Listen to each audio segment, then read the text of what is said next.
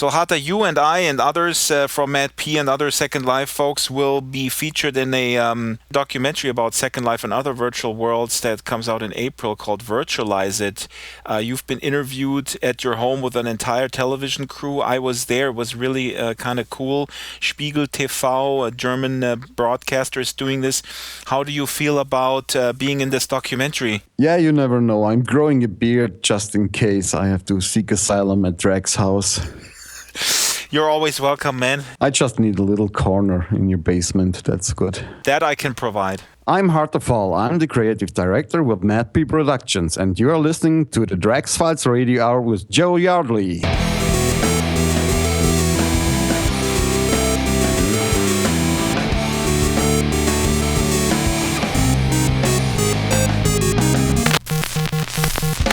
Hello there and welcome to the Drax Files Radio Hour with Jo Yardley. My name is Drexter Dupre. I'm here with Jo Yardley in 1920s Berlin, where it is still winter. Hi, Jo. Hello. On the show today, Mad P Games, Kiana Reiter, and Hartefall, or Hartefall since he's from Germany like I am. You heard Harte in the station ID. Mad P has been making interactive games in Second Life since 2008. I think they made about 50 or so. We'll hear it later in the feature section of the show. They're still trying to convince the public that you can do more in Second Life than chat and dance. That's radical. They have a new game coming February 1st called Buried, and their big game Unia is still in the working, albeit so close. I tried some parts of it. It's enormous. Also, what Hata was hinting at in the station ID, there will be featured in the feature documentary that is being filmed right now from Spiegel TV in Germany. It will be on the web for everyone with English subtitles in April.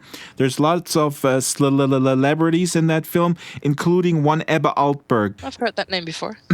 I know, and he knows you, and he talks about you at the first meeting every morning. Well, maybe that's because I'm the only one who keeps nagging him and bothering him, and because I sleep outside his house. They're just discussing me with the lawyers. They're discussing you with the lawyers how to get rid of you. That's right. Yeah. Yeah, CEOs have to be bothered, though. You can get in touch with us, as you know, any which way. Ping the show's avatar Drax Files, send us news scoops and press releases. Let us know what is happening in Second Life and elsewhere. On Skype, you can leave a voicemail. Drax Files is the Skype name. The email is radio@draxfiles.com.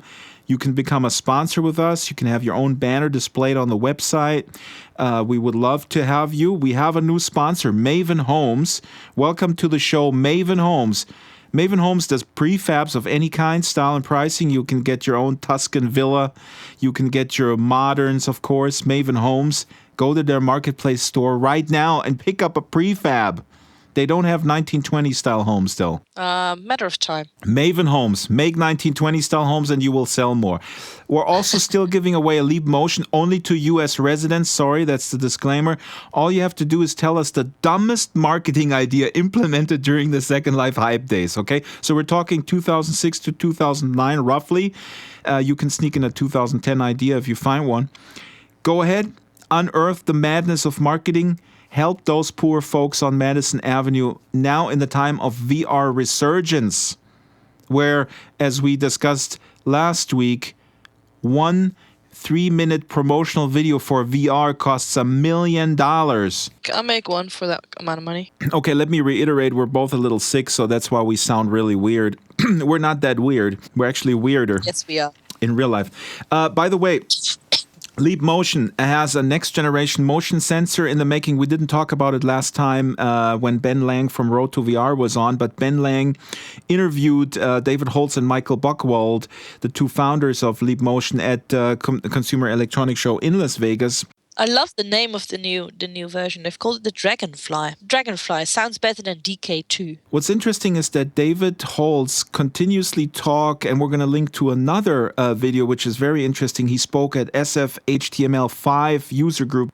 David Holtz keeps talking about that they want to be in every VR device. He talks in this video specifically that he sees them as the only guys who do hand tracking. Everybody's talking to them. Everybody must talk to them because they do hand tracking. And on the other front, on the head-mounted display front, there's obviously a lot of competition. But with hand tracking, and as we go further into the show, I think there is maybe a challenge to that notion. I think there are others one we mentioned weeks ago, Nimble VR, which was purchased by Oculus, which does pretty much the same thing, hand tracking, and Magic Leap and some of these other things that we're going to talk about. So anyway, we're going to link to Ben's talk with David Holtz. Is interesting, and like I said, the talk at the HTML5 user group meeting is also interesting because David Holtz talks about the future of VR and head-mounted displays, and he shows little motion tracking cubes that are 3 by 3 by 3 millimeters. These are cameras that can track your motion. It's unbelievable. And he basically says in the very near future, we can track anything, legs, feet, maybe your butt. Excuse me? You can attach them to glasses, obviously. And these things, and I didn't know this, these motion sensor cubes are available right now. So you can put them in stuff. You can put them on glasses where you track everything around you. Yeah, but the wonderful thing about Leap Motion is that it is a wearable, but it's attached either to your headset or to your computer, so it doesn't feel as something extra. And I think that the future to me is having something that scans movement without having to wear blobs or blips or suits. Just put one little or a couple of recorders or scanners or whatever we're going to call them in the middle of your room, and they're going to record every movement you'll make, your hands, your fingers. If you've already seen it, Leap Motion can do it from a couple of inches away, a couple of feet away, perhaps even. I'm sure that in the near future they're going to be able to have to improve that even more and have something that scans meters away everything in minute detail. I think that's the future. You got me totally distracted now because you know what listeners should do right now? They should take out a voluntary subscription. Do what you haven't done yet. It's $100 Linden per month. That's $25 Linden per show. Send us a message and we'll send you a subscription device made by Chris Lehman from Botanical. It's awesome. So let's move on to some news in the metaverse. Don't forget to say what they're actually getting, because it is nice if you help us out a bit with 100 Linden a month, but it is much more fun that you are getting this really cool vintage microphone. You're getting a vintage microphone and a vintage on-air sign, which is modeled by the incredibly talented Chris Lehman. It's hand-modeled in mesh made in heaven. That's new technology, isn't it? It's new technology to bring you an old microphone, a really cool-looking, detailed microphone. So let's move on to Metaverse news. Is there anything new from your favorite publication, Daily Mail? I do my research for this show, you know. You should try it sometimes, because then you end up with the Daily Mail. Magic Leap, they filed, as they call it these days, filed for a patent of secret augmented reality headset reveal sort of. Well, you know, the patent is revealing some more details of their Magic Leap sort of thing that they're working on. It's very exciting. The first thing I see is a massive headset. I mean, they look like glasses, so they're not as big as the Oculus Rift, but I don't want to wear them. So I'm not too excited about that. Everyone is working on headsets and glasses, and I understand, but do we really want to wear all that stuff? Anyway, they're going to be working with finger command and hand gestures. So they have hand gestures in there already to make things appear, menus appear in midair. And again, let's just remind folks, and we will link to Inara Pay's article about it, which is really kind of summing it up, that Magic Leap claims to have solved the issues of making things, augmented things in your real reality, very, very realistic by having figured out how the light bounces off and how the light interplay really makes them seem seamless within the actual environment. So, but nobody really has seen any demos yet. It is like having some sort of computer desktop with you in front of your face all the time, combined with reality. Well, that's unclear. I think it's going to be more than a computer, because I think it can be objects. It can be just augmenting anything and putting objects or non-existent persons into your field of view. Generally, there is, of course, no limit to what the possibilities are. A mother and daughter are shopping, and the mother has this shopping list displayed into the sky in front of her face, with information on what's healthy and what's on sale, while the daughter is watching some sort of gorilla monster running around the shop, which is, makes it slightly more entertaining. And the gorilla monster it leads her straight to the aisle of sugary cereals, so that obesity is alive and well. We live in a future that is just amazing. Google, who invested $500 million into Magic Leap, has just pulled the plug on Google Glass. Yeah, I'm not surprised, to be honest. The idea is great, but when you try it, people realize that it had no memory. You couldn't make pictures with it, keep pictures with it. It had too many disabilities. It wasn't where it's supposed to be, so people got disappointed. And at the same time, suddenly these guys, everyone starts developing these augmented reality headsets, and apparently someone went that step further that Google Glass had not made yet, or wasn't even close to making. So, why try and design something from scratch if someone else has already made it? I also think that Google Glass really became the butt of the joke, if you will, kind of like Second Life did in the virtual world space. Everybody made fun of how Google Glass kind of looks, like how goofy it looks, and then the whole privacy issue that you never know how, if somebody can tape you. People felt really uncomfortable with that aspect. I hate it. And I hate all these things as well. I'm sure they're going to be lots of fun for people to use, but if you wear it in my house, I will probably push you off the balcony. And while Google Glass is no more, Microsoft is entering the augmented reality space with HoloLens. Yeah. And there's a hilarious photo that we're going to post on the blog, which it looks just equally as goofy. But apart from that, their promotional video has some very interesting applications, and the Jet Propulsion Laboratory and NASA is partnering with Microsoft, using the HoloLens to give scientists the opportunity to walk around on Mars, for instance. Yeah. And put stuff on Mars and build objects mid-air, kind of like the World Builders video. You can kind of see that. And the demo, because unlike Magic Leap, they've got a lovely flashy demo. They show someone playing Minecraft in their living room. You can see someone looking around a three-dimensional rendering of a motorcycle. She walks around it. That's the question that I had. Have they solved what Magic Leap is claiming to have solved, which is the intricate, complex way light bounces off of 3D objects, which make them look real? If you put a good light sensor on the headset that can calculate where the light is coming from. Maybe HoloLens is not even attempting to do it in that accuracy. Maybe it's not the same market. It looks to me also more like a kind of an, I can do sort of everything device.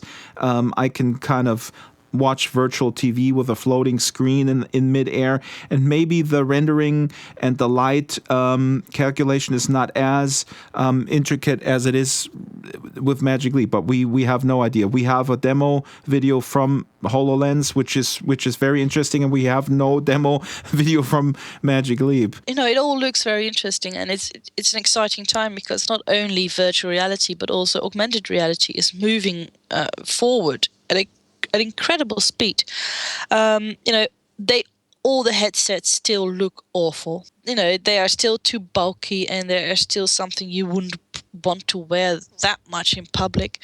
But it is, it's all moving forward. And I think this also explains why the eyeglass didn't work. If you look at the Microsoft headset, you see what it can do, but you also see how bulky it has to be and how heavy it looks.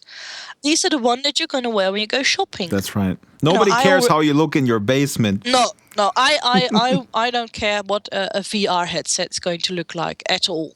Right. No problem whatsoever. And I get really annoyed with people who actually care about it. Oh, I don't want to look stupid. Like you don't already look stupid. Well, with my upcoming Drax Files video series, Drax Files World Makers, coming out February 1st, there is actually going to be a sequence with 50 people who have submitted their real-life, Second Life side-by-side pictures. I'm very proud of the community. But I mean, would you turn the camera on yourself when you're in Second Life without a warning? No. Exactly, that's what I mean. We got to move on because we have such a full show, and I chose to name the show today SL Looks Good today, which is also a hashtag on Twitter, by the way. And a Flickr group, Right. which is growing immensely. Go there and you should put that stuff in there, and you should make it accessible, right, Joe? You need to do Creative Commons, not all rights reserved, because you want journalists to easily access those. Yeah, if you're really serious about improving the reputation of Second Life, make a few really nice screenshots and upload them to Wikipedia Commons with no copyrights whatsoever. That's even better than a Flickr group, yeah. Yeah, I've put a few up there, and they've already been used for articles, which is nice for me because I get a little publicity for my 1920s Berlin. The reason why this show is called SL Looks Damn Good, I should have named it, is because one Kaya Angel, proprietor of Angel Manor Estates, put a video out. It's about 6 minutes long. It's called Second Life, A Different Perception.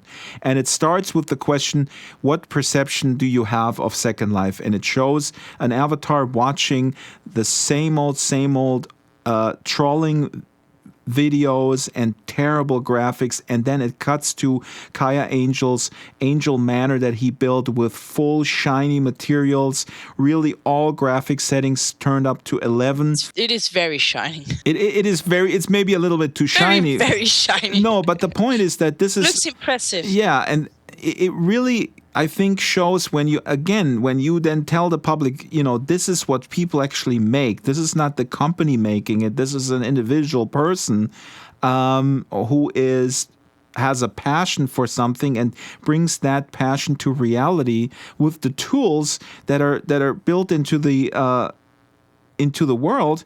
Then it's really kind of amazing. Yeah, absolutely. I think I've told you before, but I think you should make a couple of videos like that as well.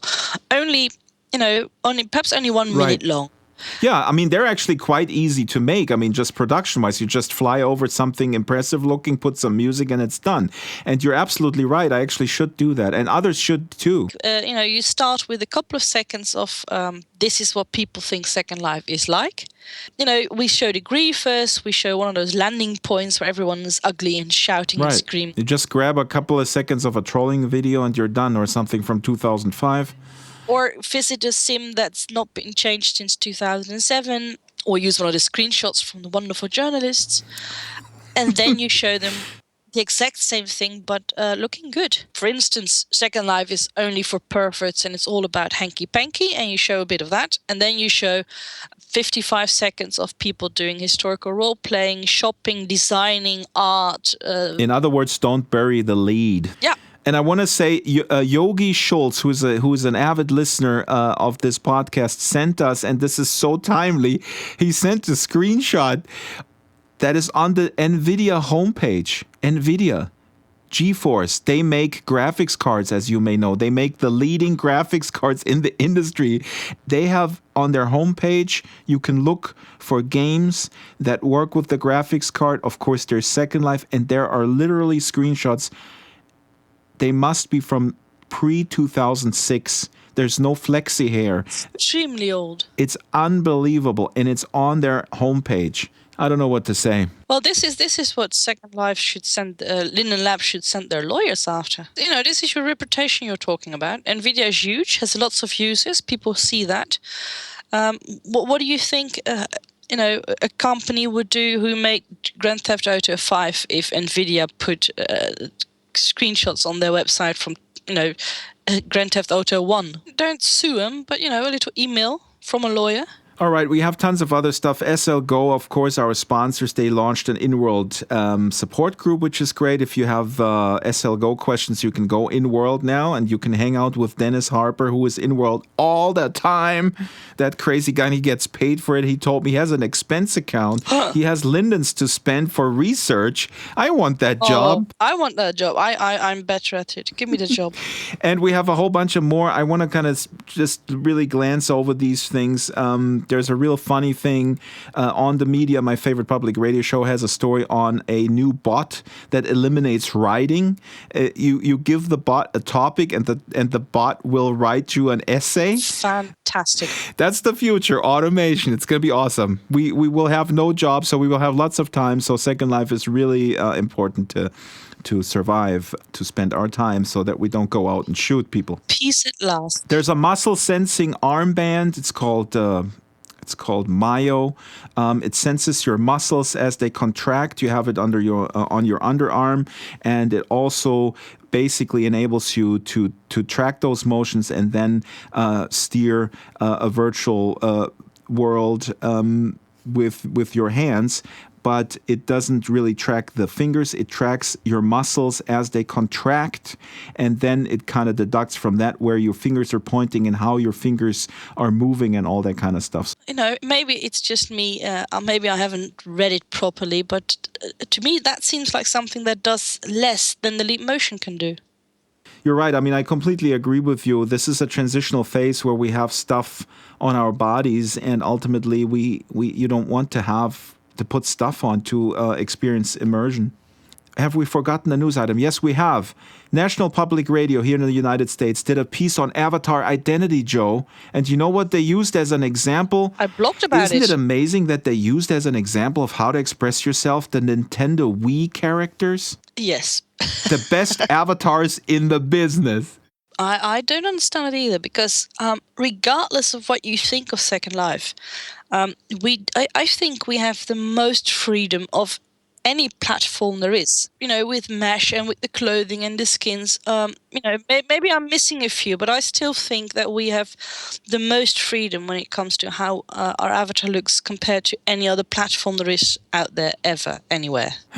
Anyway, the Wall Street Journal did an article that is in a similar vein. It's about... Yeah, they mentioned Second Life. Right, and it's because it's based about a blogger who is also doing Virtually Speaking, which is a science-centric talk show in Second Life. I would love to have her on the show. Jennifer Quillette is her name, and I would love to have her on the show because she was outspoken about how Second Life hasn't moved on a talk show months ago, and that really bugged me. And then I went in World and looked at her sim. It was last updated in 2006.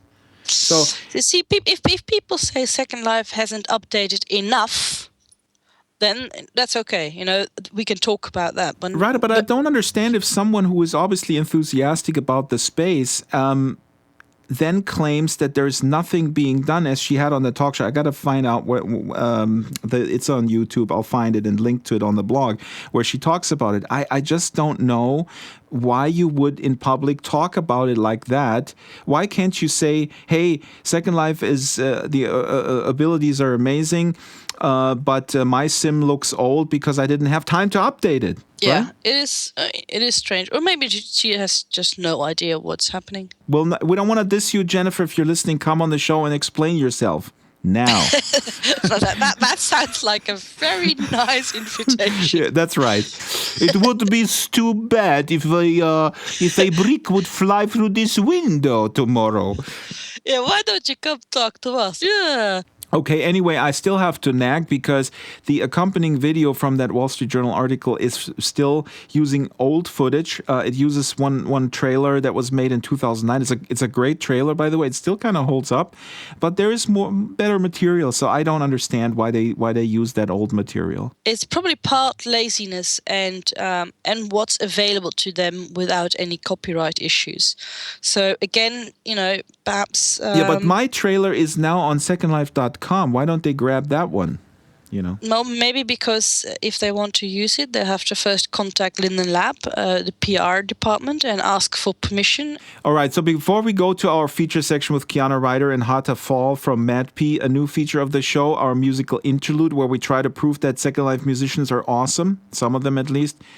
The ones that play here and the ones who send us music, those are the awesome ones. So if you're awesome, you need to send us some music. Otherwise, we're going to play Terry Lynn Melody every single week because she is awesome. Yeah, so there you go. We'll either play her, Oblé, or Engrama. Nothing else. Capiche? You got to send us stuff. Here's Terry Lynn Melody with a song called The End.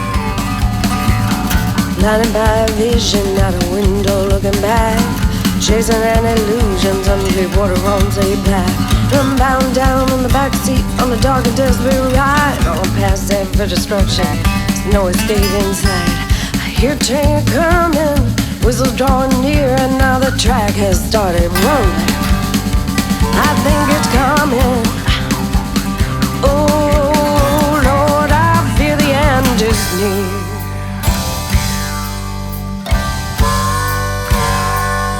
Oh, you save me, Lord, 'cause I've been tied down. And all my sins and fears, they get me all bound. Oh, Lord, my Lord, I'm so low down. Get me off this wretched track. Here comes that long, high, lonesome time.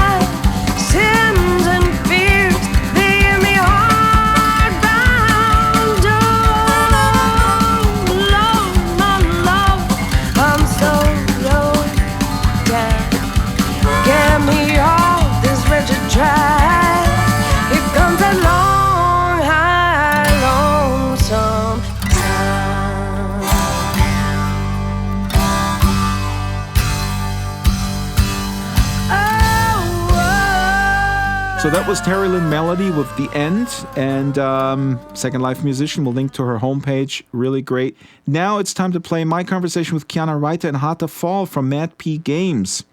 If you have not played one of their immersive adventure games in Second Life, I don't know what's wrong with you. Even you have been there, and you never even go out of Hotel Adlon, at least on Tuesdays. I asked Kiana Reiter, who is the boss, I asked her how she got started in Second Life and how she came about starting Mad P. This happened in 2008 when I was 6 months old in Second Life. I had been going to all kinds of wonderful places, and I realized that, hey, there aren't really any games available here. And I could just totally see the possibilities. That is amazing to me. I always ask that question, and it amazes me that 6 months into being, a relative Second Life noob, you immediately see there is something lacking here. I wasn't really interested in the activities or the gambling and the adult activities and stuff. And I tried all kinds of things. And then I was like, I want to make adventures. I want people to feel immersed in this environment and do things. And that's where it really started. When you came in, did you understand that everything was user created and that you could just do whatever you want? This is also something we discuss on the podcast all the time. Because the biggest problem is that Linden Lab, or one of the big problems is Linden Lab doesn't seem to be able to communicate this. So people come in, they look around and go like, nah, and then they log out. They don't understand that they can shape that world. I didn't notice that at first. Like, I had no clue because, like, at the time that I came in 2007, there were a lot of big companies in Second Life. And, there was the whole CSI sim and everything. Yeah, that was like my biggest inspiration, like when I saw that and everything. And I didn't know really much about Second Life. That was like my first experience in any virtual world. But I had never thought that could be something that would actually interest me. So for me, it was all about the whole social interaction. And I loved the fact that you could meet people from like all over the world. And like, I still actually do after all these years. It's like really amazing that you never really know who's behind the avatar. So you don't know who you meet. And like, that's where it really all started for me. Cause like I started meeting people and talking to them. And like, I started to tell them about my plans that, hey, I want to make a game here. It would be really cool to make an adventure here. And then it started to sort of form that I met these people who were thinking that, oh, this is a great thing. I have this and these sort of skills. And then we started to do that together. And you realize you don't have to have all skills because you have people and you can communicate what you wanted as long as you can delegate those things to people who had those skills. Because there was no way I could do it myself. Let me quickly throw in for the noobs that are listening, CSI that you mentioned was the CSI show on NBC, and NBC paid a lot of money. And this is interesting in the context now that on Ad Week here, we talked about it last week, was a huge article about, virtual reality is the thing, and 1 3-minute promotional video costs $1 million. And so they're hyping this again. And back then, I don't know what the numbers were, but NBC promoted this on the break within the CSI show that there is Second Life and you can go in and you can solve puzzles and stuff like that. And I have no idea how much they shelled out for the development of this thing. It was instanced. I think they built 100 parallel experiences so they could accommodate people coming in. And ultimately, it was like so many things, not a success, primarily because they were setting the bar too high in terms of the return on investment. I think that was the thing. But I encourage listeners to tell us their version of the story if they experienced that back then. So then, Kiana, you assembled a team. And how did you go about that? You seem to me really organized. And people always think in Second Life it's really rare to find someone organized. I would say it's really rare to find someone organized anywhere. It doesn't really matter. But so you in your mind began to think, hey, I can do this. I just need these people and I need to assemble a team, right? Right. I mean, when I started this, I was just an ordinary housewife with 2 small kids. I had never designed games before. I was just a passionate writer because I've been writing basically all my life, and I wanted to somehow find a way that how could I bring my stories into this platform. I think that I think you can probably even see that in the games that we have created over the years that my skill set has grown a lot. I was actually a lot of people actually ask me this, that, so, you work in games in real life. Is that why you're working in, doing games in Second Life as well? And I'm like, actually, I was hired in real life because I've been doing games in Second Life. So now I'm doing doing that both in both lives, actually. And I have learned so much by doing this. The whole concept of working people from all around the world and finding ways with different personalities, different skill sets, different time zones. You just develop this method that, okay, we can do this. We just make it work, and so far it's been working. Now let's bring Hata in. Hata, you met Kiana when, and what did she tell you to do? How did she get you to do all the stuff that you do? It was really kind of by accident at a party, not game related or art related. The side where I'm coming from, we just chatted and found then out, oh, you make games, really? And oh, you make art? And she showed me hers, and I showed her mine. And Ooh, that's what a girl told me when I was 13. Okay, Hata, what do you do with Matt P? You do art on your own, but with Matt P specifically, what do you do with them? I'm mainly the creative director and help Kiana to organize all the tasks we have there and plan a lot. And I also model a lot, do sounds and basically everything that no one else wants to do. What is the management like of the team? There's a lot of people. What is the plan? I've been in World with you guys at the Unia site, the game that is coming up, and you have this system which is really cool, like with to-dos, like little prims that are sitting around where you click on them and then they tell you what to do and They're when my to do. little pink boxes. That's my famous Yes, method. sticky yes. notes. Sticky note, yeah, 3-dimensional sticky notes. That all derives first from Google Docs. We are really quite organized to visualize that more and bring that more in, because we have the possibilities to mark stuff we're working on in the scenes with these little sticky notes and have their hover text, or if you click it, you get a note from Kiana. So we have all these little different colors and can add our comments there. And how many people work on these games? We had at most 20, I think. Scripters, designers, and then you kind of outsource also to people who are well known in the community to create certain scenes within a game, right? Right. We had some of the best artists here, Bryn O, for example. For Unia, yes, but Yes. not really for our smaller games. Those we do ourselves. I forgot to ask, give me a quick rundown. What was the first game?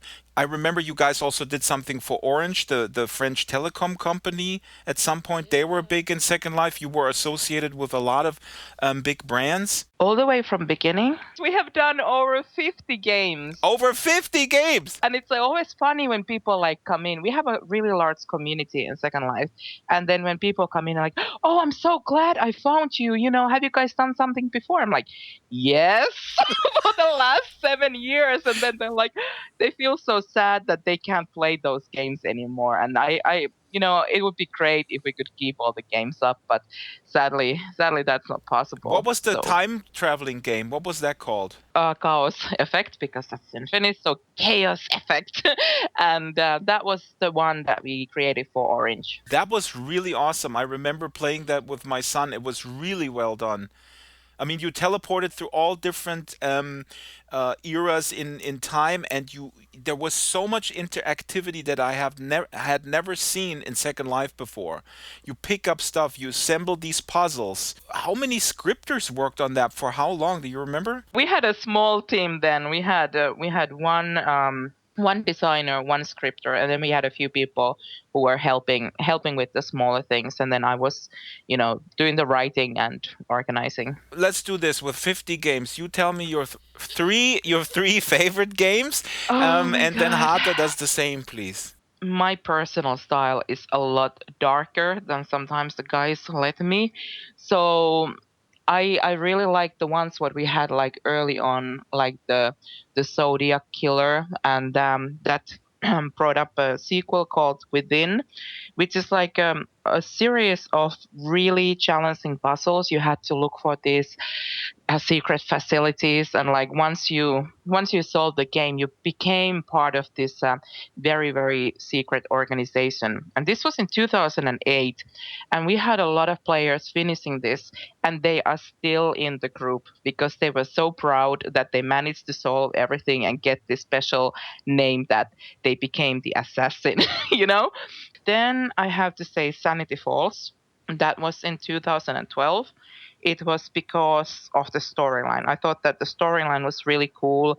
People were using a phone in the game, and they were getting calls and messages to the phone, and they could see videos on it and everything. And it was really, really well liked. And then your favorite game is Unia. I know it because that's what you're working on right now. Even before Unia comes out, we have a new game coming out 1st of February, and it's called Buried. It's going to be somehow a little bit like going back to the old roots in a way, and it's a very narrative game where you are looking for a missing person. I want a person to get a free and early access to this game. So I would like to ask a question from the listeners. The first person to send me an I am in world and to name 3 of the previous MadB games where we have been looking for a missing person or missing people.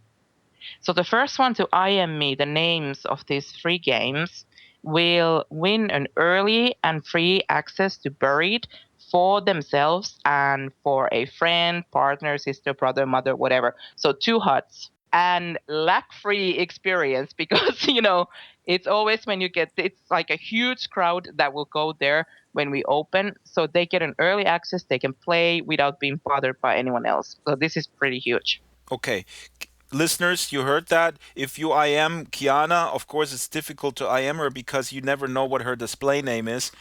Sometimes it might be Queen Mad or Mad Queen or whatever, or Whipper of the people, head of team. Well, that's a challenge as well. Find me first. Yeah. Oh, yeah. Exactly. Yeah. You're the missing person. 2 steps. Yes. Hata, I have so much stuff I want to get to in this interview, so you can only choose one of your favorite games and tell me why. It's a hard one. And I go with Sanity Falls. That was the first project I was involved with MadP. Pretty much exactly 3 years ago. How did Sanity Falls push the envelope of what Second Life can do? Or how did you go around issues that presented itself? The challenge for myself was to incorporate my optical illusions that I made as an artist in a game environment that was interesting and challenging. Describe the optical illusions. These are all prims. Well, it's basically these things from Marius Cornelius Escher. The 2 boxes, plank boxes that are not, you have to see it to describe it. That's the problem with the radio. It's not the optical illusion, it is an impossible object, to be precise. Impossible in real life. Yes. You can take a still photo of it in real life, but the good thing with Second Life is it's the first platform that I know of that you can really walk around such an object and look at it in real time from different angles. Now, I want to ask you both, how do you explain what Second Life is to your real life friends, family, and colleagues? And Kiana, I talked with you about because you work in virtual worlds and game design in real life also. And it's so interesting that even within your real life job, people who should know all this stuff, they also have misconceptions about Second Life, right? They do. They every time I mention it to somebody who knows something about virtual worlds, it's like, oh, really? Second Life is still running? I thought it was dead. So it's it's driving me crazy. And then I show them your videos, of course. And I'm like, look what you can do here. and they're pretty impressed, actually. I have managed to get a couple of people to return back to Second Life. But how come that people who work in the industry, like broader speaking, in that similar industry, in digital, digital worlds, let's say, why do you think they still have a weird perception about Second Life? Are they not aware how successful it is? In terms of, success is relative, but success in terms of longevity, sustainability, and so on and so forth in world economy? The media is only full of the negative stuff. In the big media, you don't really get to hear about any positive stories about Second Life. It's always when there's something in the news, it's something really negative, and it kind of makes people, go a little bit further away from it instead of being excited about it. How do you explain it to your friends, Hata? I show them we have so much video footage on YouTube and other people filming it. Actually, I have to say, we have a guy at work. He's our tech lead, and he's really into games and stuff. And he was showing me something like, "Oh, these characters that you can be when you play this and this game." And I'm like, have you ever seen how good Second Life avatars can look? And he's like, "No, that's not possible." And there are some really great Flickr groups. Like, people have taken fantastic photos. And I was showing him that, look, you can customize your character exactly the way you want it. You can be anything here, and look how good the graphics can be. And he was really impressed by that. So I was like really happy that I managed to convince someone. This whole expressing yourself through your avatar, it's so important, and it's becoming like bigger. People are talking about it more, believing that what you are doing and what you're feeling as your avatar, that you are actually feeling these things in real life. And you can see that in your videos as well, that how it's actually working. Hata, I want to again ask you, how do you communicate to people what you guys are doing? Because if you show them videos, you can show them sort of eye candy and stuff, like Second Life looks better than it's perpetuated in the mainstream media. But how do you communicate what you guys are doing, the interactivity? Because I also have people say, yeah, I see, it's nice for, playing Barbie and dress up, and that's legit, but there is no reason to make a game in it. I don't force people to try out or get into Second Life. That's a mistake, Hata. That's a mistake. I brought my little cousin to try it, and she quite likes it and comes in from time to time. You are not the evangelist that goes around like with a big billboard like me. People don't talk to me anymore. Oh, here he comes, run. He's going to talk about Second Life. Kiana, how do you explain to people the interactive, amazing part? I had to because I'm really thinking of it from my point of view as a writer, really, and for the stories. And when I first came to Second Life, I was writing a book, which is still in the second chapter. It's I forgot about it completely. And then Second Life ruins a writer's career. Nice yes, headline actually, for I the mainstream. met a guy through Orange, and he's a writer as well. And we connected, and then a few years later, he came back to Second Life, and he's like, "Oh, how are you doing that? I still see you here. You're making games and everything." And I'm like, "Yeah, that's how you doing?" And he had published 3 books during the time and everything. And then I'm like, wow, I was starting to feel that am I missing something out here? And I was explaining to him about our games and everything, and how many people we have playing and stuff. And he's like, your stories get more people than actually my books. He wrote 3 books, but you guys created 50 freaking games. We have a lot of people playing our games, and what I love the most about it is the interaction within the community. When we design a game, we are getting instant feedback. People are telling us at the moment they're playing, because I'm always watching the group chat and I'm spying on them and everything, because I want to know what they're doing. I want to know what they're feeling. I want to make them feel. I want to make them be in the game. And we can see the feedback, if they're liking something, if they're frustrated in something, and we can take notes that, okay, hey, so this is something we can improve next time. And I think that as game design goes, that is really valuable information. So you can see, what your customers are doing and how they are viewing the experience, and what you can do then for the next game. So it's I think that's really, really important.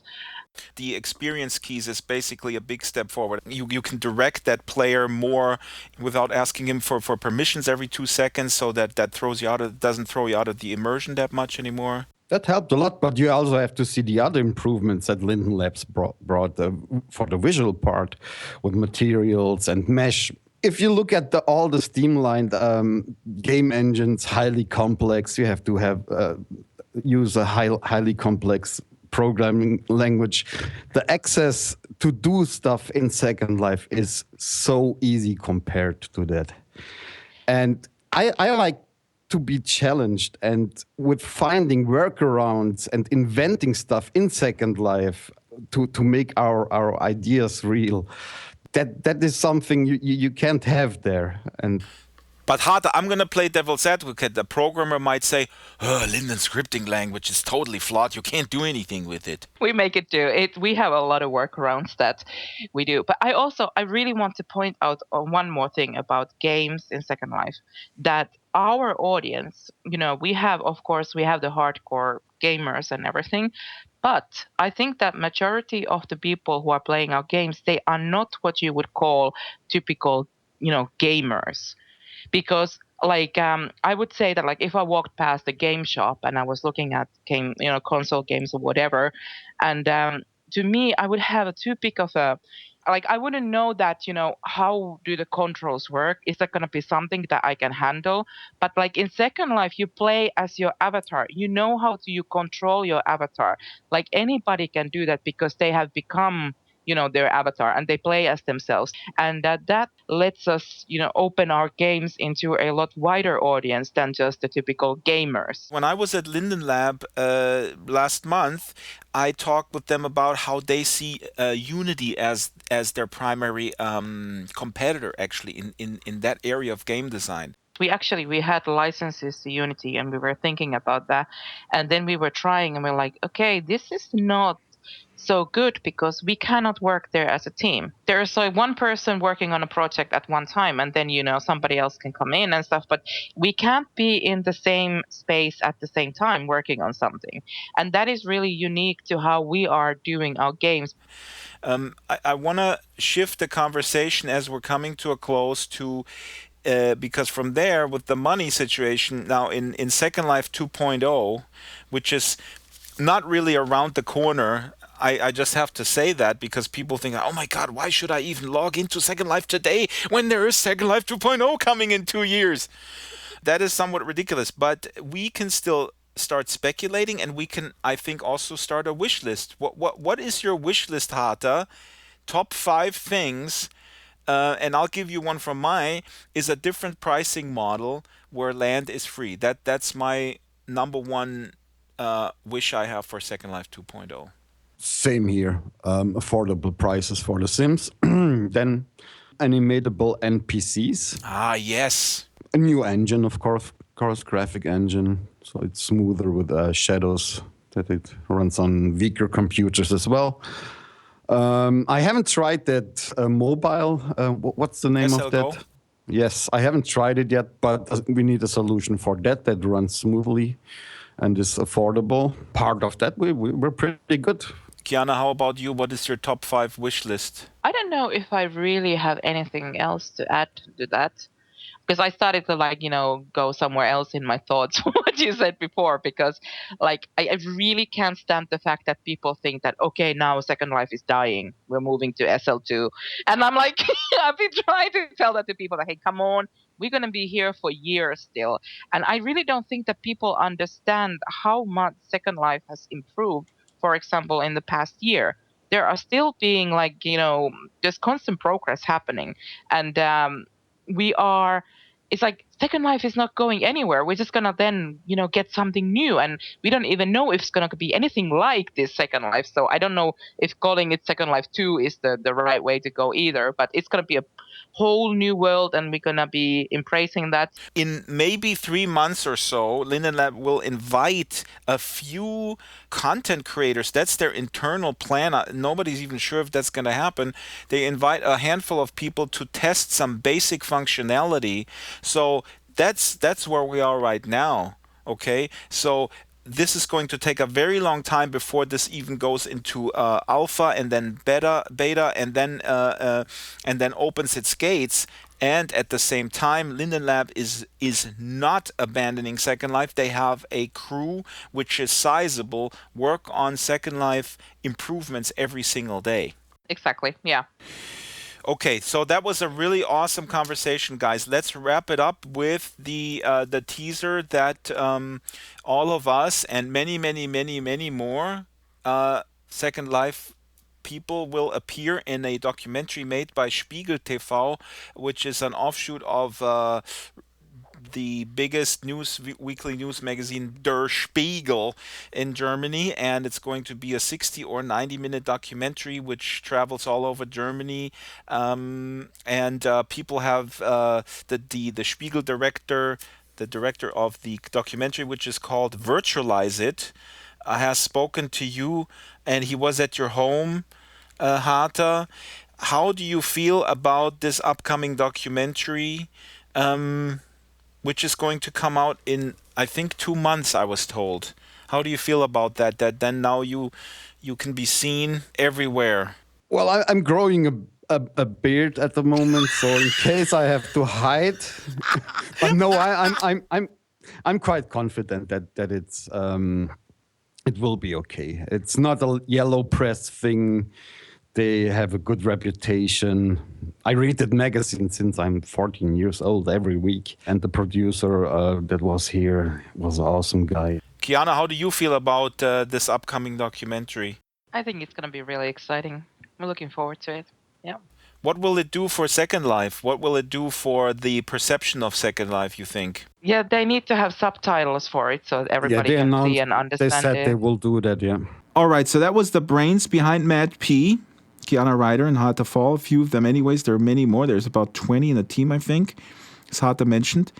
I also wanted to add that they mentioned the Second Life documentary, Virtualize It. It will air in April on German TV and on the web for free. There's a Facebook group that you can keep in touch with them. I can tell you guys that this film, given the director's knowledge of Second Life and the way of presenting in his previous documentaries, I really do have the utmost confidence that it will be a really great film. And as we mentioned, Ebbe Altberg is in the movie as well. Is Ebbe taking his shirt off? No, although he lost some weight. I'm only asking it because you wanted to know. Well, every Friday we have Hot Tub Friday, so I know his weight quite well. Don't mention the Linden Lab sauna. You mean SL, a sauna lab. All right, that's the end of the show. What are you doing? Any recommendations where to go, or what are you up to, Jo? Well, I'm way too busy to go anywhere because me with my friend Stedman have designed a one prim magazine that holds loads of pages. So no more 10 prim books or magazines, but just one prim. So I've been scanning loads of amazing 1920s magazines and bringing them into Second Life. And you have kiosks around 1920s Berlin where you can pick them up? Yep. And the great thing is that depending on the resolution, of course, of the originals, you can just actually read them, read and read a magazine. And it's and because it's only one prim, you can just leave them on the floor in your apartment without breaking the prim bank. I want to bring the attention of folks to Drax Files episode 27. 26 is not even out yet, but 27 will feature designer Nylon Pinkney. And she is an American comedian named Drew Carey. Folks outside of America might not know him. But Drew Carey is a self-professed super fan of Nylon Pinkney. He has tweeted about her many times. And so I'm trying to get Drew Carey to do a cameo on this episode. So I put out a tweet. We'll link to it if you care to retweet this one and put the pressure on Drew to come forward and play a little role in that. That would be really awesome. And I'd like to remind people of the fact that, we know that there are celebrities and TV personalities who use Second Life and who like it. And some of them saying something positive about Second Life can do more for Second Life image than a huge advertising campaign. We also, I think, always have the assumption that just because we don't know of any celebrities who publicly endorse Second Life, that there are none. That's completely ridiculous, because I think if you're a public person, the privacy that Second Life provides to do whatever you want without being recognized at every corner is exactly what is missing from your life. So you might not want to reveal it, right? Absolutely. This is a place where you can be free and do whatever you want. I have talked to someone in the furry community that I think is actually Angela Merkel, German chancellor, and I wouldn't fault her for being in this community because, again, she is someone who is being recognized the second she steps out of a car, a plane, or the supermarket. She's quite cuddly though. Follow-up from last week, Consumer Electronics Show. I forgot to extract from Ben Lang from Road to VR the best of CES, and he put a blog post out. Fove is a head-mounted display out of Japan that has eye movement tracking. We've been talking a lot about tracking this hour, but Ben explains in an article how important eye movement tracking actually is. He goes into detail, and you really have to read it. One aspect he points out is depth of field, the blurriness around the area where your eyes are focused. We have a simulation of that in Second Life, but not nearly as accurate as in real life. And this technology in Fove, as Ben explained it, could make VR so much more realistic by precisely knowing where your eyes are focused to simulate that depth of field.